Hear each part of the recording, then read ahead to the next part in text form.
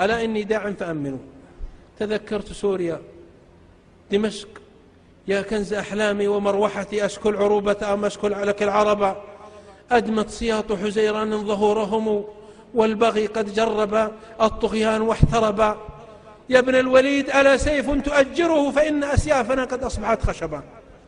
أمة الإسلام، أنا داع أقول، قلت بيت قبل 10 أشهر وإن شاء الله يتحقق، والشام تنصب للسفاح مشنقة، بشرى لبشار فالساعات تقترب. اللهم أرنا بشار مشنوقا، اللهم أرنا بشار مشنوقا أو حريقا أو سحيقا أو طريدا مهينا أو قتيلا دفينا أو شريدا لعينا. اللهم فتكه من فتكاتك الساحقة، اللهم غضبه من غضباتك الماحقة.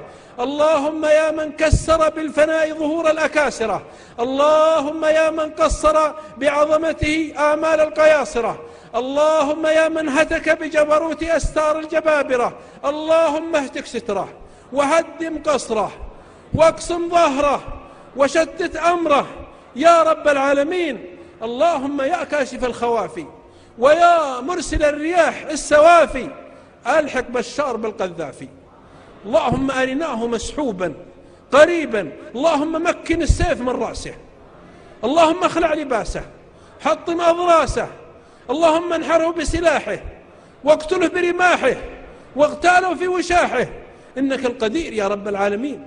اللهم انقذ أمة الإسلام في الشام، المصلين، العابدين، الأطفال، مساكين، فقراء، الأرامل، ما لهم غيرك يا رب العالمين. اللهم استجب يا رب العالمين. اللهم اجعلنا نجتمع بهم في دار ابن تيمية، دار الشام، دار خالد بن الوليد وأبي الدرداء ومعاذ وأبي ذر قريبا يا رب العالمين، وأزل هذا الطاغية ونظامه.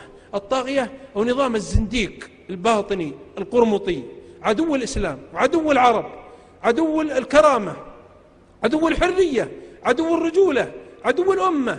فادعوا عليه وابشروا.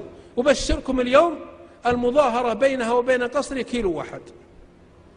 خرج السوريون في المزة، بلد الإمام المزي المحدث صاحب تحفة الأشراف، خرجوا بالألوف. أبشركم البشائر معلنة، البشائر قريبة. والدكتور محمد الرومي معبر رؤى ابن سيرين العصر يبشر العلماء في الرياض، ويبشر المشايخ بفجر جديد في الشام، ترتفع راية التوحيد قريبا إن شاء الله بإذن الواحد الأحد. بشروا وابشروا، إن تنصروا الله ينصركم ويثبت أقدامكم. فأتى الله بنيانهم من القواعد فخر عليهم السقف من فوقهم.